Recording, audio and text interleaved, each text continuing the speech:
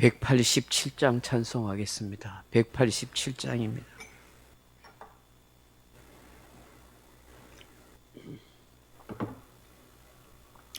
찬송가 187장. 비둘기같이 온유한 은혜의 성령 오셔서 거친 맘 어루만지사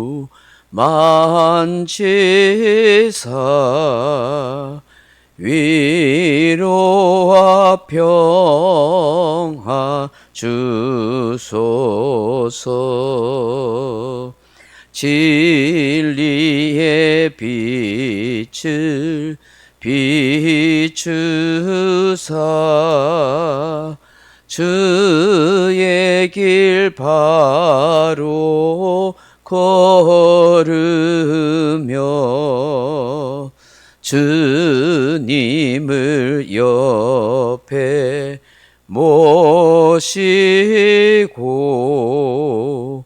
경건히 살게 하소서. 주님과 동행하면서 거룩한 길로 행하며 진리의 예수 붙잡고 길 잃지 않게 하소서. 연약한 나를 도우사 하나님 나라 이르러 주님의 품에 안기는 영원한 안식 주소서.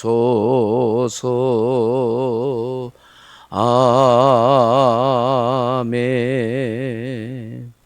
하나님 말씀 히브리서 13장 9절 말씀입니다.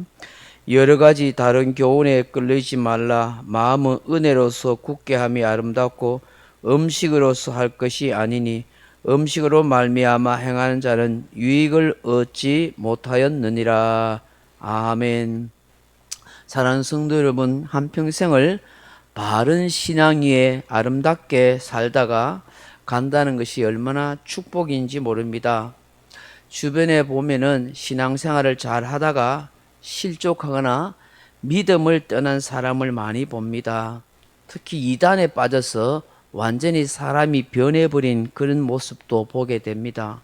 참 안타까운 사람이 아닐 수 없습니다. 저번 과거에는 참 신실하게 교회에서 충성했는데 믿음 생활 잘했는데 어떻게 저래 이단에 빠졌을까? 저래 신천지에 빠졌을까? 영 이상한 사람이 되어 있는 모습을 보고 참 안타깝고 슬픈 마음이 들었습니다. 이런 사람들이 이단에 빠졌다가 나와도 또다시 다른 이단에 그렇게 빠지는 것을 봅니다. 그리고 기존 교회 가도 신앙생활을 제대로 적응하지 못하고 이리저리 방황하는 것도 본 적이 있습니다. 그 사람은 참 불행한 사람이 아닐 수가 없습니다. 초대교회도 신앙이 굳건하지 못해서 이단에 빠지는 그런 사람들이 꽤 많았습니다. 성경의 지식도 부족하고 또 영적인 체험도 부족하다 보니까 사람의 말에 쉽게 게임에 빠져서 그렇게 이단에 빠지거나 잘못된 신앙관에 그렇게 넘어가는 사람들이 많이 있었습니다. 거짓 교사들이 교회 안에 가만히 들어와서 사람들을 미혹하였습니다. 초대교회에서 제일 위험한 이단 중에 하나가 그 영지주의였고 또 다른 그런 이단은 율법주의였습니다. 우리는 예수 그리스도를 믿음으로 구원 얻고 어려워지는 신앙을 가집니다. 근데 이런 신앙을 무너뜨리는 사람들이 있는데 바로 영주주의자, 그노시스라 하는 사람들입니다. 신비주의에 좀 가까운 사람들인데 이 사람들은 예수님께서 육체로 오신 것을 부인합니다. 육신의 몸을 입고 이 땅에 아기 예수로 태어나고 이 땅에 예수님이 육신의 몸을 입고 사신 것을 전적으로 부인합니다. 예수님은 이 땅에 인간의 몸을 입고 오신 적이 없다. 육체로 가지신 적이 없다. 그냥 영으로 왔다. 영으로 갔다. 그런 얘기를 합니다. 이 사람들은 그노시스 영주주의자들은 사람의 육체의 몸을 굉장히 불결하게 생각합니다. 부정하고 타락하고 죄로 오염된 몸이다. 그래서 굉장히 이 몸을 좀 학대하거나 몸에 대해서 좋지 못한 그런 생각을 가집니다. 그러다 보니까 육체를 가지고 도덕적으로 윤리적으로 살아야 하는 그런 삶의 책임도 중요하게 생각하지 않습니다. 예수님도 이런 그 병들고 썩고 이 부정한 죄인의 모습으로 이런 육체로 가지고 오실 수가 없다. 그런 분이 어떻게 우리를 구원할 수 있느냐? 영으로만 오셨다 갔다 하는 식으로 이야기합니다. 그는 복음을 완전히 무너뜨린 얘기죠. 예수님이 인간의 몸을 입고 오셔서 죄 없는 몸으로 오셨잖아요. 성령을 잉태하셔서 인간을 위해서 십자가에 죄의 짐을 짊어지지 않으면 우리에게 구원이 없는 거예요. 그러니까 복음이 있을 수가 없는 거예요. 그런데 이 사람들은 그 영으로 오신 예수님만 강조하는 것이죠. 그리고 또 이단이 하나 있었던 게 바로 율법주의자였습니다. 주로 유대교에서 이 기독교로 개종한 예수 믿는 사람이었습니다. 우리가 바울 서신에 보면 이런 유대교에서 기독교를 개종한 사람 중에서 굉장히 문제를 많이 일으키고 사도 바울을 공격하는 것을 봅니다. 특히 갈라디아서에 보면은 율법주의자들에 대해서 참 많이 나옵니다. 여러분, 이런 사람들은 율법이 여러분 필요 없는 건 아닙니다. 우리의 삶의 가르침과 지침도 있고 성경에 중요한 말씀도 있습니다만, 근데 율법이 우리를 구원할 수 있는 본질과 근거는 되지 못합니다. 율법을 통해서 죄를 깨닫게 하고 인간이 살아야 할 삶이 무엇인지는 알게 하지만 그 율법 자체가 우리 인간을 구원할 수 있는 길이 없습니다. 구원할 수 있는 분은 오직 예수 그리스도밖에 없습니다. 예수 그리스도 믿음으로 우리가 구원 얻는 것이지 우리는 율법을 다 지킬 능력도 없습니다. 그런데 이 율법주의자들은 뭐 할례를 행해야 된다. 구약에 또 율법을 다 지켜야 구원이 있다. 그렇게 주장합니다만 여러분 그렇게 할 수가 없는 것이죠.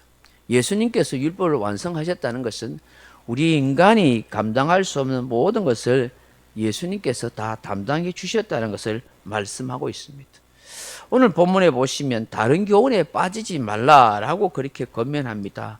여기에 다른 교훈은 바로 기독교의 진리, 예수 그리스도 통해서 믿음으로 구원 얻고 의로워지는 이런 진리가 아닌 다른 이단의 가르침에 빠지지 말아라 라고 말씀합니다.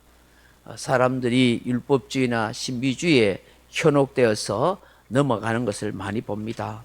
오늘날에는 특히 너무 이런 이단들이 곳곳에 도사리고 있습니다.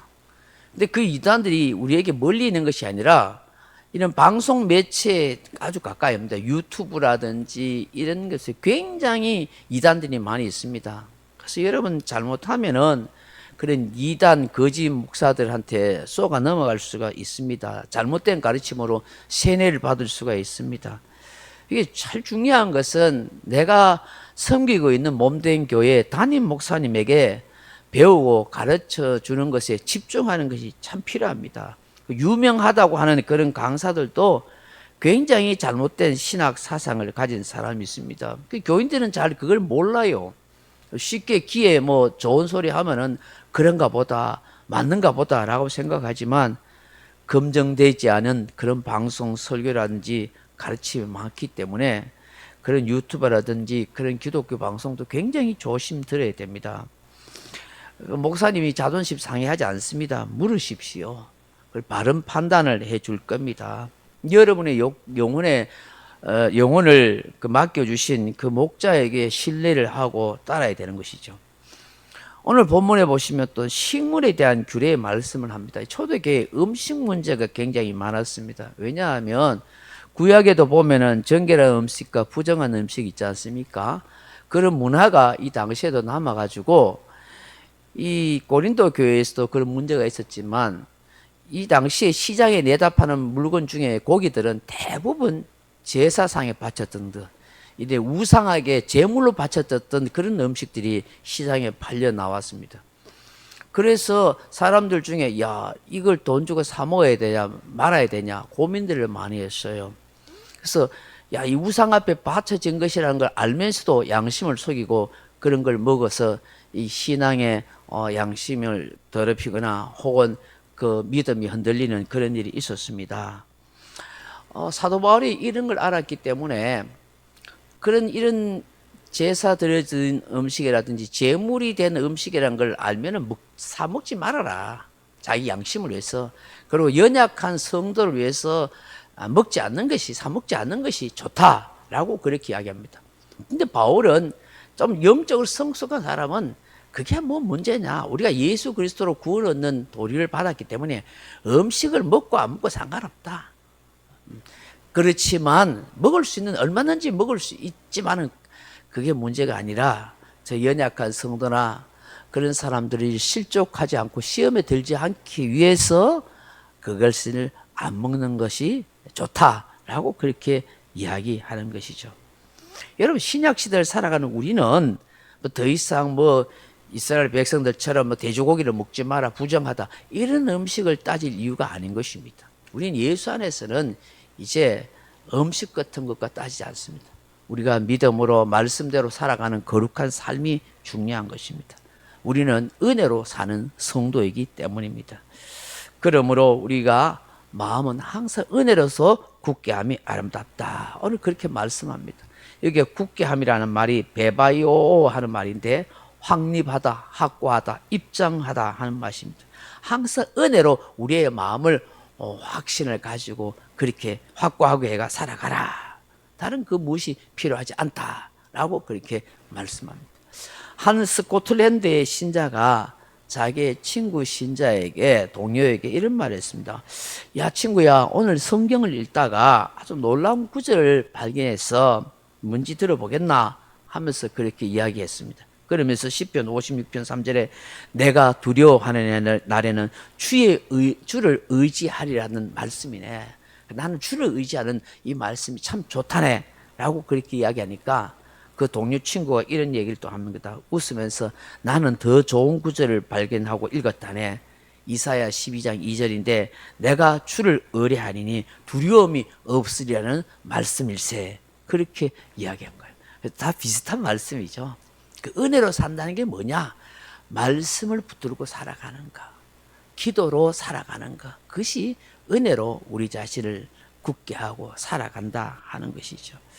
오늘 이 새벽에 주시는 이 말씀들을 잘 묵상하면서 정말 바른 진리, 바른 복음, 바른 신앙생활을 잘 하다가 아름다운 믿음의 사람으로 그렇게 설 수 있게 해달라고 그렇게 기도하기를 주님의 이름으로 축원합니다.